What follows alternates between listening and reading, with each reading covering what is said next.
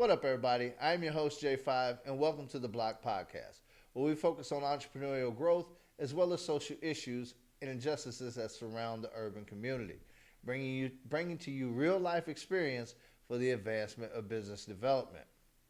Okay, before we get to our guests, before we step out on the block, I like to pause for the cause and take a moment to show love to the people who pay me.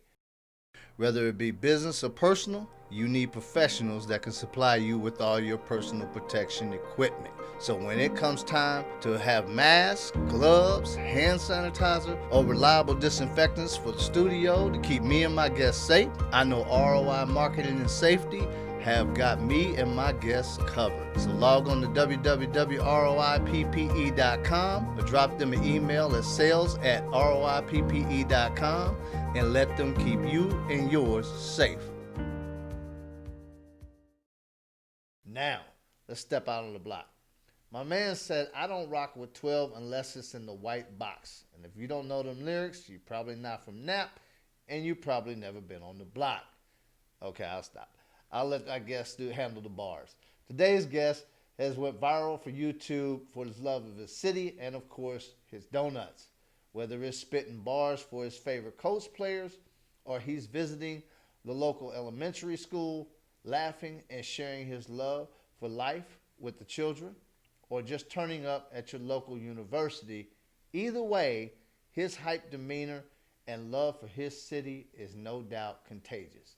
I'd like for you to welcome to the Block Podcast theme song writer, videographer, and now host of his own radio show, Mr. Tevin Studdard.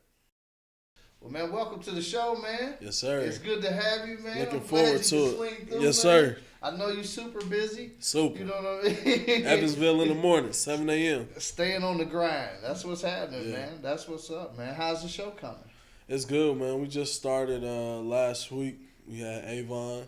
So they got the number one player in the state. He's in the top 100 in America. Blake Fisher, O-lineman. So we had Avon's starting O-line. And we had youth teams, next level youth team, and as well as Ben Davis cadets, Chapel Hill's 8th graders, and then Ben Davis freshmen. So we're gonna be rolling, man. The goal is to get 1,000 kids on there. Okay, so you going from school to school. Yep. Just going school to school. Yeah, we bringing them all in. Does it matter if it's junior high, high school? No, we want every grade, every sport. Okay, so you're just not even doing football. You're doing everything. Every sport. That's why I kind of started in 2017 when we did the show. It was every sport, every grade, all kind of kids. So we're never going to limit it. Your passion for football is going to follow you forever, ain't it? Definitely. I love the game. Football has been good to you, man. It has. It has. It's taught you a lot, too, I can tell. Definitely. A lot of discipline in you. Yeah, 2 state championships at Cathedral. And then I started playing at Addicts in the 8th grade. And it's just, football is just the way of life. Like the discipline, I would really say wrestling got more discipline than football. You think wrestling is definitely harder than football. Football was so easy after wrestling. I tried wrestling and it didn't go well for me. I got body slammed. That's the thing. That's what you said. You tried. You didn't do it. So it's like football. You can stick with football. You got on pass protection. Wrestling, you don't get that same luxury. No, yeah. At all. So, man, for the people who don't know you yet, but they're gonna know. Yeah. Go ahead, man, and tell a little bit about, man, who you are and what you do, and you know where you come from, man. Tevin Studdard, born in Indianapolis, man. We stayed out east, out west. Went to all different kind of schools growing up. I probably went to about 7 schools growing up here. Really? Yeah. So, man, from Claver Days, St. Joan of Arc, a school called Joy Tabernacle Christian Academy, Coleman, Addicts. Where else did I go? It was so many schools, I forgot. And then Cathedral. So in high school, my senior year, I wrote a song for our football team. They played at our games, and then the player on the other team started singing it. So I was like, wow, I can do this for other schools. So kind of fast forward my senior year, the U.S. Army All-American game is a game that's played on NBC, right. Top 100 players in America. And I did a song and I sent it out to all the players, and they loved it. Like, this is kind of when social media is kind of really kind of taking off, kicking off. And had the YouTube link and just sent the YouTube link to all the players that I mentioned. They loved it. They're like, man, you got to do this all the time. And then the Army games, they loved it, and I was supposed to go out there and do something for them. Mm-hmm. And then I remember 2 weeks before the game, they sent me a letter that said, in a squishy football that said, good luck to you in your career. And I was hot. I was hot.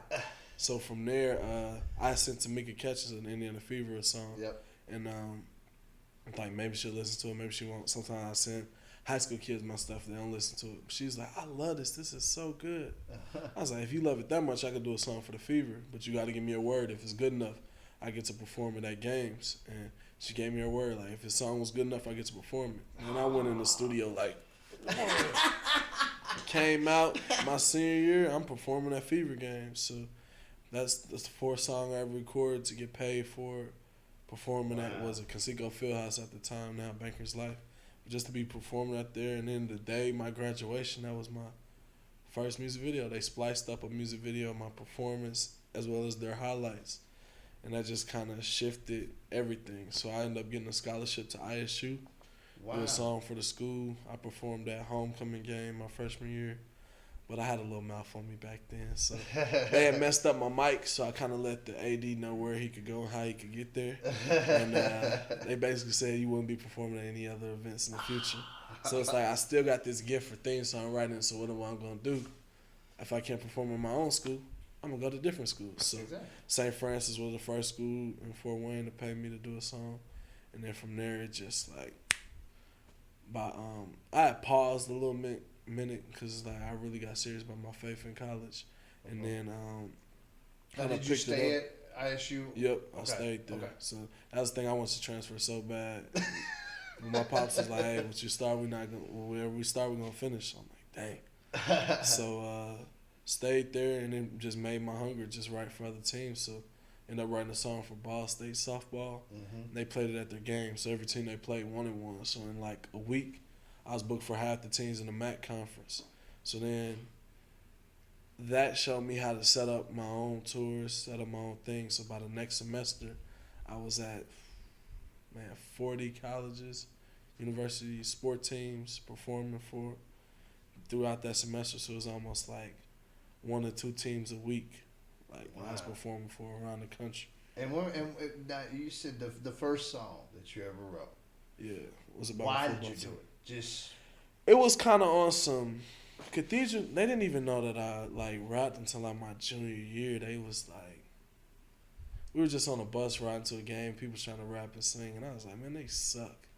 And I just humbled a lot of people very quickly. And I was like, they were like, oh man, we know you can rap and sing. I was just like, it was such a different environment coming from IPS to Cathedral that it was like, I didn't really even want to express that kind of stuff. Right. But doing it. Get to doing something right before the state championship my junior year. I just did. That was probably the first one I wrote, but it wasn't like a song. It was just kind of a little performance. I did it before the game for the state championship, and everybody was like, what? Just rapped everybody's name and their skill set. They were like, what is this? So then by my senior year, I was like, okay, so you just I should did put a song. Hype up yeah, it was just the kind of, it was like state championship, like, let's go, yeah, like, let's go. Just, yeah. So from my senior year, I was like, man, it'd be cool to have something that be played at games. Right. So it's like, all right, let's create something. And then, because we don't have a home field, all our games is away. So the first, like, quote-unquote home game we had was homecoming. And they had played it over the speakers, and I just went crazy. I ran around the whole field. I was just went nuts. It was born then. The fire was born. Oh man. Well, I mean, the fire was kind of lit, man, in me. Like, man, I watched my cousin win American Idol when I was in 4th grade. So it's just for those that don't know. Ruben Studdard, from American Idol. So it's just like, I was in 4th grade when he won American Idol. And like, I remember my teacher, I love her, but she said he was going to lose. She told the whole class he was going to lose. Nah. But I remember coming back in class, walking the next day, just going crazy. Like, don't think we're going to lose, go that far to fold. So that was crazy. So I would say that's when they showed me that it was real. Because, man, I had cousins getting all kind of things. And, man, I lost cousins to murder and lost cousins to life sentences in prison. And it was just so like, I've seen I seen it all. Definitely. So and that was man, I was 11 years old seeing that. Like, I seen my cousin. I didn't physically see him get shot, but like the recovery process of this first time, I'm like, man, I'm seeing the shootout, I'm seeing that, and seeing American Idol, and I'm like, I'm in 4th grade seeing all of this. Like, that's like a movie. Like, kids not seeing. I can go this way. Yeah, it was just like, it was crazy. Like, it was crazy, and I'm in 4th grade seeing this. And like, I mean, people say they like my story just so different and unique, and it was just like, man, it's still kind of be around all the distractions. You definitely had the opportunity to go down the wrong road. Very accessible. You know what I mean? And I credit that to my father, like being in my home, being in my life, all that. Because without him, there's no way. I just remember, like, when I was in 7th grade, I went to Coleman before Addicts. And Coleman was the worst school in IPS. Like, everybody can say their school was bad. If your school's still open, it was not that bad. Like, Coleman. I mean, we had metal detectors in, like, 6th, 7th grade. You got metal detectors in middle school? Like, what? Like, I remember a girl put a gun out on me in the advanced class. I was like, man, this the advanced class. What the regular class would be like? It was wild. Coleman was wild, man. That's the Baltimore Apartments, Hillside. Coleman was wild. Now I know that you're involved a lot in younger children. Definitely. You know what I mean? And I wanted to ask you, you know what I mean? Because I saw the video, of course, you know, your parents' anniversary. Yes. You know, and they've been together since high school. Yeah. And I wanted to know, you know, how important is it, you know, to come up in that 2-parent household and have that type of support, and how important was that to be able to enable you to do what you do now? Man, it was huge. It was huge. So I could look at my street and count the amount of fathers that was in the home. And I'm saying, when I say street, I'm saying 4 or 5 blocks. Right. So, like, you can count on both hands how many fathers. So whether that's loss of incarceration, loss of murder, just not involved in the kid's life. And I could just say, man, that was a pivotal for me. So in 7th grade, I remember, same school, Coleman. I got jumped at. This is so crazy. I got jumped. I think the teacher, the one that sent the kids to jump me, because I told the school that I went to before Coleman, it was like this little church, like, it was my uncle's school. It was out west called Georgia Tabernacle Christian Academy. So we were 2 years ahead of IPS academically. So what they were learning in 7th grade, I learned in 5th grade. So the teacher's working out a problem. I'm like, man, that's wrong. So how you gonna tell me that's wrong? I'm the teacher. So I said, can I go to the board and work it out? I worked it out. He's like, oh, you are right. The whole class is like, ooh, I think that hurt his ego. So he got some kids to jump me. So I remember getting jumped, and like literally, I remember my dad picking me up from school that day. He was like, man, how's your dad at school? I was like, man, I got jumped. And my dad, he off his rocker a little bit. Like, you got to see the smooth him in the video. He getting to school like, who put their hands on my child? He pushing school police officers. I'm like, man, I'm finna get locked up with my dad. We both finna just get locked.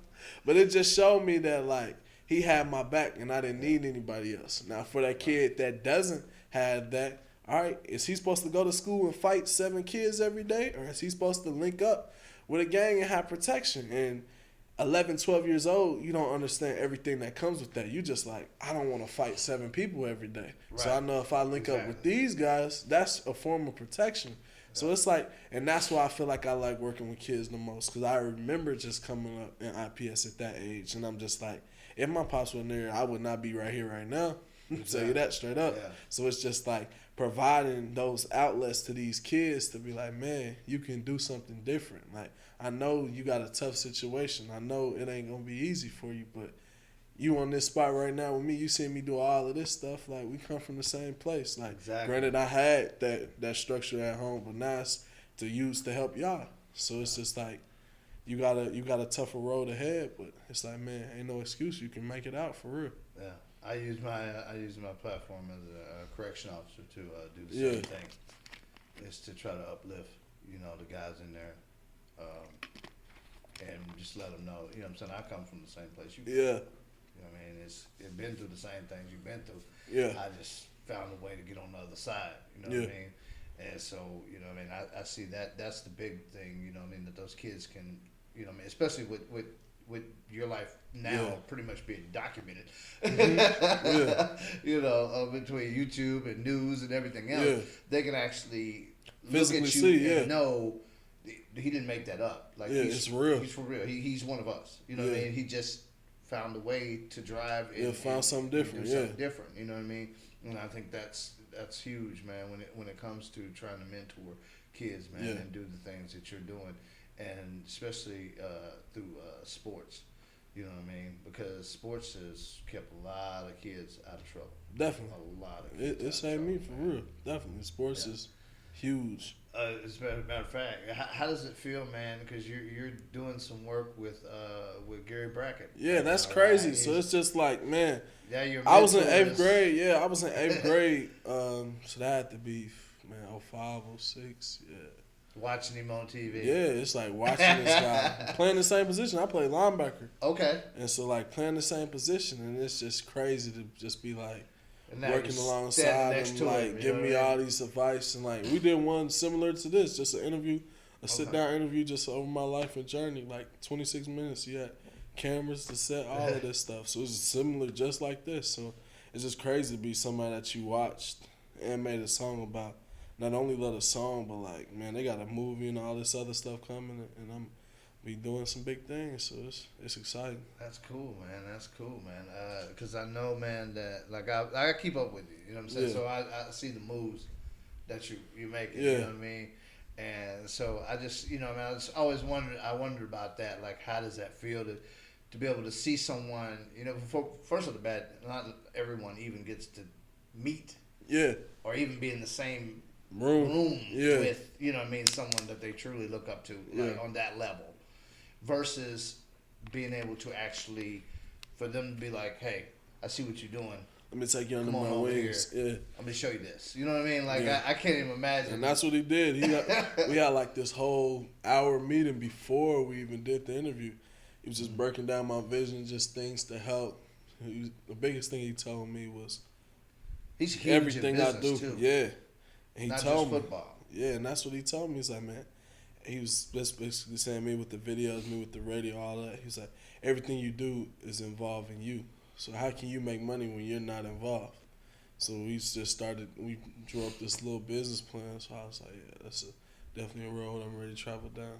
Okay, cool, man. That's like I just always wondered. I was like, that's got to be a really good feeling. You know what I mean? To be able to know that it's kind of like a validation to say, you know, my work is paid off. You know what I mean? What I've been doing. And I'm still hungry. Yeah, I'm still hungry. Oh, yeah. Still hungry. I seen my last 10 videos, and I'm like, I'm still hungry. Like, the Visit Indie photo shoot is about to drop in October.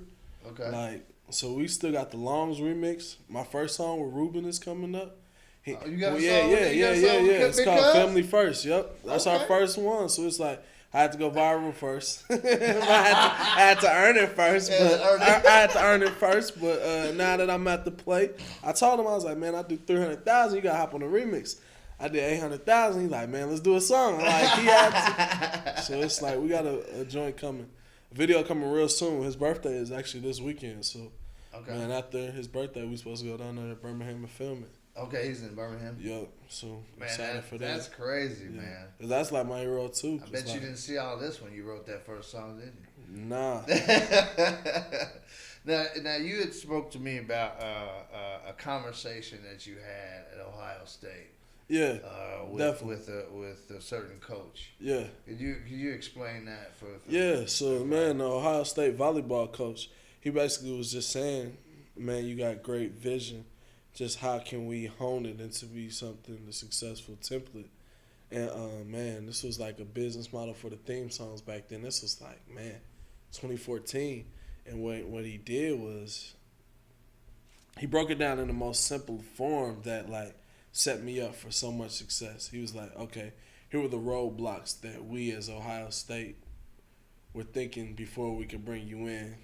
So he's like, when you can basically put that out there, on your site, on your thing, it can clear up a lot of things. And he was like, here's from NCAA, what's it called? the compliance department, because you know everything with them. NCAA compliance, man, they know what you have to eat for lunch in the third grade. Like, they gonna grill everything about you to see what your intentions, all of this stuff is. So he was just like, it basically, man, to cover my A to Z list, and he just like, it just set me up to just roll, and that was the semester, man. I hit 40 schools in one semester. It was just a crazy time. Wow. All while still being in school yourself. Yeah, so I was working at the city county building, just winding people on Mondays and Fridays, on school at ISU from Tuesday to Thursday. Saturday, Sunday, I was on the road.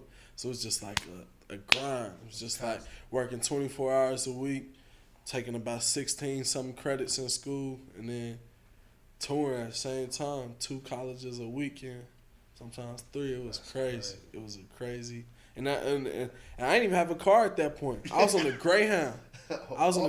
So taking the Greyhound from ISU to downtown. Yeah, so Greyhound, downtown. And then I would take the Greyhound. Yeah, and I would take the Greyhound. Rolling by yourself. Yeah, I was just like, I want it. Like, and I never forget, that was the time, like, oh man, Kevin Durant, before he flaked on us, when he was still one of the greatest. I mean, he's still great. He's still one of the greatest, but it was soft. I got nothing but love for KD. That center he built for the kids in his hometown, that's amazing. But going to the Warriors is soft. So, I can't hate on the rings, man. Shout out to that brother. He set up his family, his whole city and stuff with that. But the Warriors move was soft. But what I was going to when, like, I remember his mom was the real MVP. And I remember just being on the Greyhound hearing that just hit me different. I was like, man, I'm on these bus, and he was just saying, like, the sacrifices mom made, and I just thought about just the grind and the work I'm putting in now. I remember hearing that. I was like, I almost teared up on that one, because that was when he had deserved that MVP more than anything, because he busted his behind. He was that dude. Like, but to hear that, like, at that time and that stage and where I was at in life, it was like, that meant everything to me. Then he went to the Warriors. We still got love for you, KD. Unless you play LeBron, then it's. Are you a LeBron fan? Always. Okay. Man, I had a LeBron jersey in 5th grade. Okay. Now you are because for those that don't understand this business, most people would be like, oh, he's a rapper. Yeah. But the truth is that you are a theme writer. Yeah, theme song writer. Yep. So a videographer. Yes, sir. And now, of course, a radio show. Your own radio show host. Yes, now. sir. So is that a huge difference going from being on the mic in the studio behind the camera doing the videos versus being in the studio doing the show? Because those are two different vibes. Yeah, it's 2 different worlds, but I don't know. I'm super talented. Like, I can just hold my own wherever. So it's just like, it's another day at the office. Like, and we did it in 2017. Like, my first video that went viral, called I'm Home Now, it's just a soulful tribute about indie. Somebody liked it so much, they was like, man, I'll pay for you to have your own radio show. So it started in 2017. We was just like one night a week. And then it clicked so quick, so fast, that it was just like, it was just conversation. Like, radio is just talking to people. Yeah. So it's just like hearing their stories, filling them out. That's why podcasts are so cool. It's just like having a conversation. Yeah, it's just natural. It's not too much. It's only awkward if you make it awkward. Like, that's what it's got to be awkward if you make it awkward. You make somebody uncomfortable, and it's like, all right. But other than that, it's just having a natural conversation. Exactly, man. Now, what is, like, for you, what is your, I want to say, the most or the biggest motivation for what you do to keep you biggest motivation? going? Definitely. My cousin being murdered. I said it happened in 2012, and I remember I dropped out of ISU at that time. It was tough on my mental, even this week. So this week, this past Tuesday was his birthday, September 8th. Okay. So, like, him being murdered, man, it just took a chunk out of me because it's like, he was more than a cousin. That was my, like, big brother in a sense. Okay. So it's just like somebody who really taught me how to hustle, and I just applied that to school and corporate settings. So it's just like, when you can take, like, street knowledge and apply it to the corporate world, I feel like you just unstoppable. The art of hustle. Yeah, so I feel like you're unstoppable. And it's like, and that's what I applied to schools. I was like, a lot of these schools, they coming through because it's like, IU is the Big Ten, University of Kentucky is the SEC, and Ball State is the MAC. So all these schools is coming through. So it's like, in the streets, it's like, if you are who you say you are, shouldn't nobody be able to come through without checking in with you.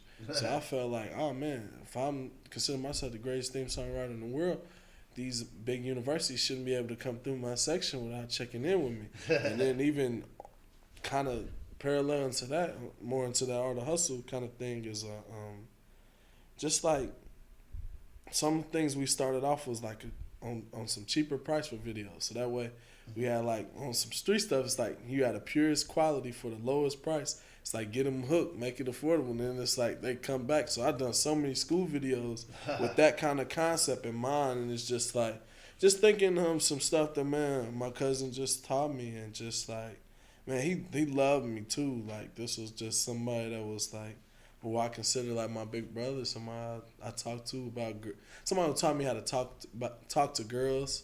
Somebody who will beat me up, so taught me how to fight by beating me up. So it's just like he played the role of a big brother. And when that happened, it kind of took a chunk out of me. And it's still like, that was crazy you talk about the 30 for 30 because I hadn't released one because he had passed July 15th.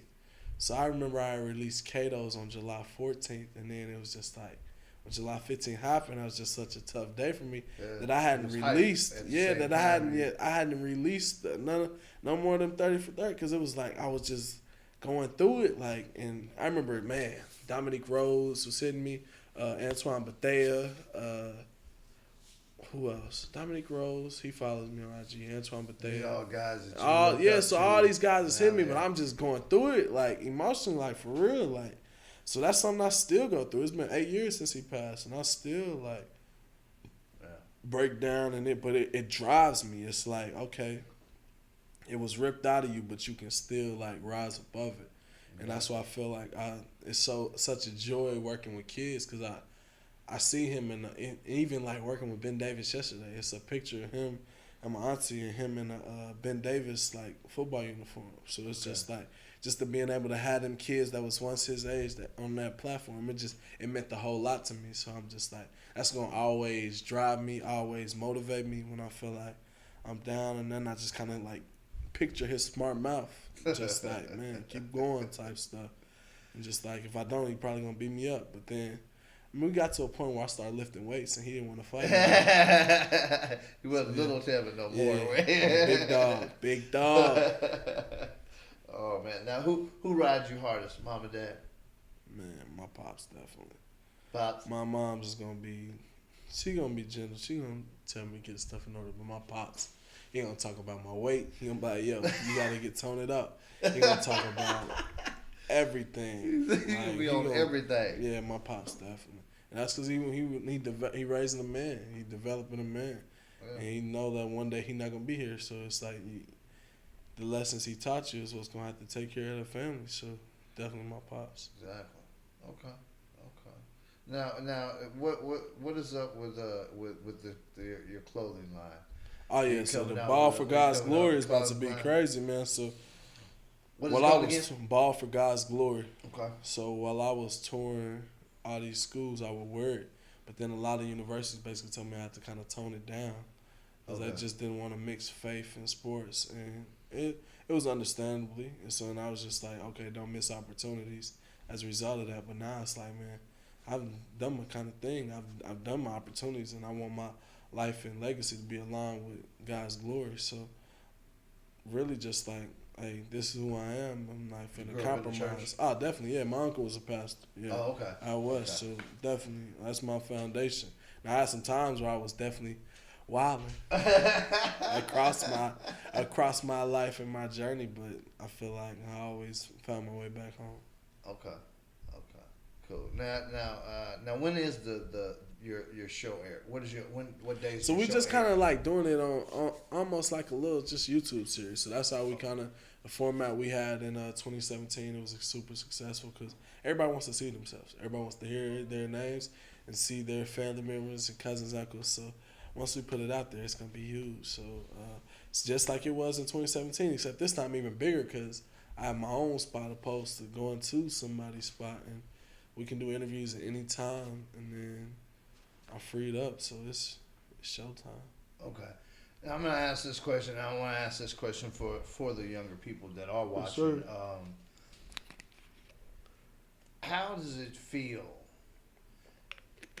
for you to have been able to create your own business, pretty much, because that's what you have now. You're an entrepreneur.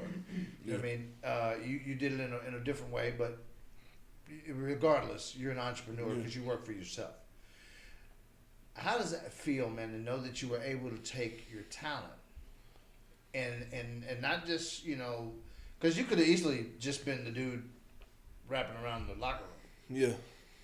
And no one would have known you except for the people in the locker room. Yeah. You know what I mean? But instead, you took that and you grew it. And you grew it into a business. Yeah. And now you are an entrepreneur of your own business. How does that feel, man, to be able to take that, your skills, your talent, and take that and form that into, pretty much your love of life right now? Man, it feels amazing. It feels like it's good because it's my vision, and I don't have to not only not work for nobody, but I can do it myself. I remember I would go on tours, and like, man, where's your manager at? We want to book you for more. And I'm like, I manage myself. Like, what I look like, giving him 15% to send an email, confirm whether I got to be somewhere or not. I was like, I just save that money for me. And I was still on the Greyhound getting racks. Crazy. I was just like, I could fall asleep on the ground. I'm not going to try you on the Greyhound. I can still fight. So it's just like, man, it feels good. Like, I remember the first sports video we got to do with the MIC. So it was the 8 high schools, Ben Davis, Warren, Pike, North Central, LNLC, Carmel, Center Grove. Mm-hmm. First sports video we did in August 2017, made USA Today. So it's just like, man, I can take Indianapolis and put us on USA Today when we come together. It was crazy. So it's an amazing feeling. Like, I wouldn't want it no other way. Yeah, working for yourself is a different different feeling for sure. Yeah. But it's a lot of work. It is. I think as a lot of people don't understand that part. They think, I want to work for myself. I'm tired of working this hard. Yeah. You're gonna double that. Actually, you're gonna work harder. Yeah. You know what I mean? Trying to work for yourself, but like I said this before that I believe entrepreneurship is a mind state. Yeah. You know what I mean? And it's something that is in you. That grind, you won't let that grind go. At all. You just won't let it go, man. You just, I get texts from you, man, at like 2 a.m. You know what I mean? You still up. I'm up. I'm at it. I'm ready to get it. You know what I mean? Ready to get it. I heard, because I heard, Steve Harvey said something once, man, to me. Well, he said it on the show, and I heard it. But he said, how can you think you're gonna be successful, if you think every night you're gonna get 8 hours sleep. He was like, the other side of the country the other side of the world ain't even up yet. Yeah. He was like, how you gonna do any business if the other side of the world ain't even up yet? He was like, how you gonna get that big if the other side of the world don't even know who you are? Yeah. And I was like, wow, like I gotta go hard. I gotta, you know what I mean? And that's a part of that mind state. You know what I mean? So how hard is Gary ride you? He stay. Yeah. It's some. Cause we just really kind of just starting to build and everything. So it's some. He just want the best for me. So They man, just gave me a bunch of tools. Okay. That's just more so So what advice else, more than anything. what else do you have coming in the future? We got What a you wanna children's talk about? museum video about to drop this week. Visit Indie photo shoot in October. That's dropping. The magazine and the online article. Any good collabs coming? It's some Well, of big course, things in the works. Big Rube, of course. Yeah, you big know. things. big joint with Ruben. Long's Bakery remix is coming. The concept for that one is crazy. Crazy. It's Long's Bakery remix, a song with Ruben. We got a video of all the black-owned barbershops and beauty shops in Indy. About 80, really? about 80 plus. Yeah, that's and a lot one video of coming. That's a lot. So that's gonna be crazy. And then man. I'm surprised they don't have you performing at the She event coming up. Well, they tripping. I'm shocked you didn't make it in there.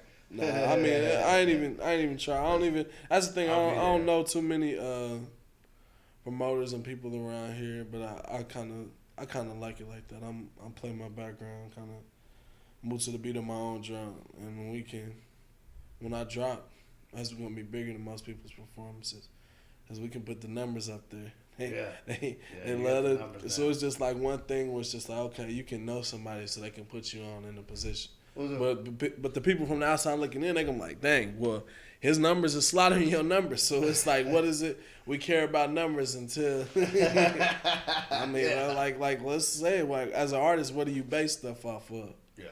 Oh man, I like this person, or they could bring out this crowd, or if he could bring out this crowd, we know the politics involved and stuff. That's why one thing you can't argue is numbers. You can't argue numbers. Hey, Jay so we can have it. Numbers don't lie. That's the thing. I remember with Jay when Baby was like, Lil Wayne was so much better than Jay, and something he had more money than Jay. And Jay was like, he's supposed to say that he's better than me because that's his man's, that's his friend, that's his homie. Yeah. But he said the money, that's something we can actually physically count. Yeah. It's not opinion. It's not nothing. So it's just like when they want to talk money and views and the actual numbers, that's like upset with me. The whole like performance of different things. That's just who you know.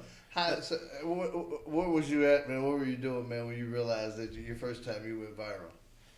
Man, my first time, it had to be I'm Home Now, 2016. I like that one too. February 2016, it was on my birthday. I just dropped a song about my cousin that was killed. It was like a song about, man, forgiving this killers God forgave us, because I felt like I needed something like that to put my soul at peace. So we had dropped that, because we had dropped I'm Home Now initially in December of 2015, but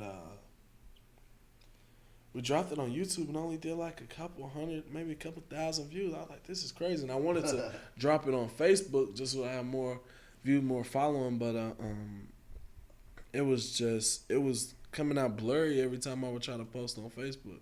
So in February when I was dropping this, I was at ISU. I was back home at school.